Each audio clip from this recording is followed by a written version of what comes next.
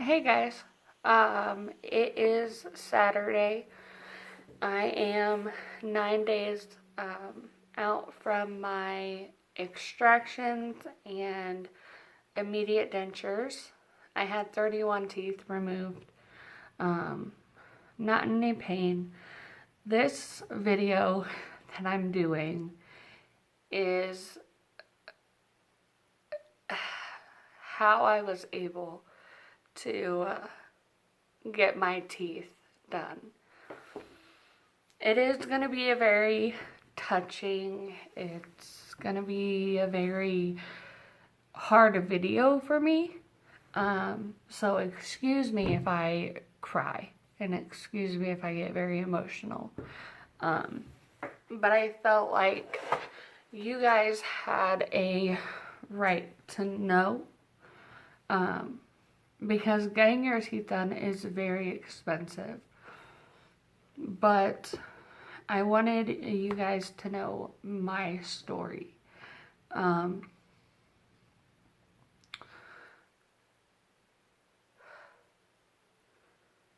years ago, on November 1st, my dad got diagnosed with congestive heart failure. He fought for 3 years. He was a very strong man. He would always joke and laugh and everything.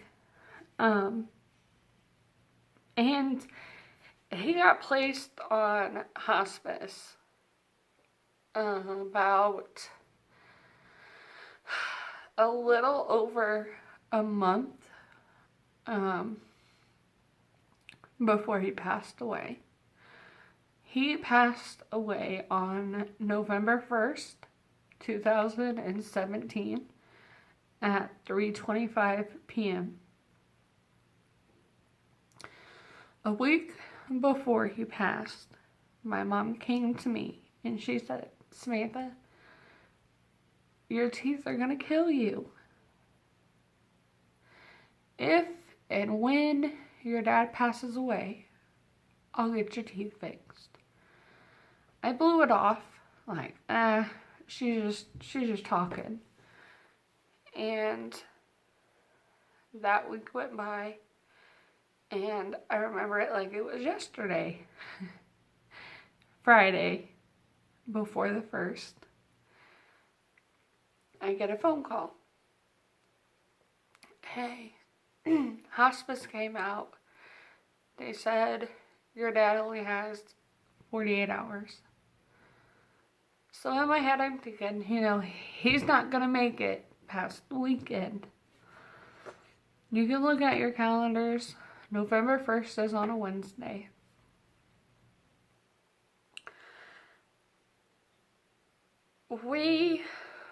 I was there Saturday all day, and I stayed Saturday night, but I immediately went over there after I got the phone call. I went home that night on Friday, went back Saturday, and I stayed all day, stayed all night. I slept in his bedroom. He wasn't talking, he wasn't responsive. He hadn't been since Friday. I believe it was Friday or Thursday. And he wasn't getting worse, but he wasn't getting better. So hospice continued to come out, continued to talk, and continued to monitor him. Saturday came and went. Sunday came and went. And when I say my dad was a fighter, he was. I'm not sure if any of you read the Bible or go to church or anything. I don't go to church regularly. I don't read my Bible regularly. My mom and them, they do. Well, in the Bible, if you have read it, if you know, there's a man in there by the name of Lazarus. How he died and then came back to life. My mom and my dad had a running joke that my dad was a Lazarus, because we would get calls all the time. Hey, your dad's in the hospital. He's unresponsive. You got to get out here. So we would go. The next morning, he'd be up eating breakfast, a 5-course meal. And it was just amazing. So when hospice told us 48 hours, it was like, you guys have said it before, but it's hard to just rub it off because it is your father. So I was up there, and my mom said, you know what? Lazarus ain't going nowhere. He's going to come right back. He's fine. You know, he'll be fine. He's going to wake up in the morning. He's going to want breakfast. I'm going to cook him some oatmeal. And the next morning would come, and he didn't get up. Sunday came, Sunday went. Monday came, Monday went. Tuesday came, Tuesday went. Wednesday. Because I work about 3 or 4 minutes away from where my mom lives. Wednesday, I was on my way to work, and I decided that I was going to go over to my mother's house before work so I could see my dad. And I had done that on Monday and Tuesday. Well, right when I turned onto the street to take it down to where she lives, my phone rings. My mom's number, so I answered it. It was my sister, and she said, hey, are you coming over to see Dad before you go to work? I said, yeah, why? And she says, well, his vitals are getting worse. And in my head, I'm thinking, okay, so is today the day? What's going on? So I get over to my mom's house, and I go in his room and I sit there. I text my boss. I tell him what's going on because he already knows a lot. And I told him what was going on. I told him I wasn't sure when I would be in the office, but I would keep him updated. And his vitals kept getting worse and worse and worse. And I'm not sure if a lot of you have been around someone who is dying, but how I grew up, when someone's dying, they get the death rattle. It's where their lungs are filling up with fluid because their organs are shutting down, so the fluid is just building up, and they start to have like it sounds like something is in their throat, and they're just rattling. That happened. He started to have that. And so it was like finally setting in. So I sat there, and then noon came around. Then it was 1, then it was 2, then it was 3. Hospice came out exactly at 2, I think it was 2:30. And she said that she didn't see him making it through the rest of the day. My mom's and my dad's pastor was there, and she's seen death. She's been with people who are dying. She was with my aunt. And she looked at us and she said, I don't see him lasting another hour. My aunts and my uncles, they were all coming over. And then at 3:25, he took his last breath. And it was hard. It was really hard to sit there and see your dad struggling to breathe. And struggling so bad that it ended up killing him. Granted, we knew he was dying, but it was hard. It doesn't matter how long you have with someone and knowing that they're sick and they're gonna die. It doesn't matter how long you know and you have time to prepare. You're never, ever gonna be prepared.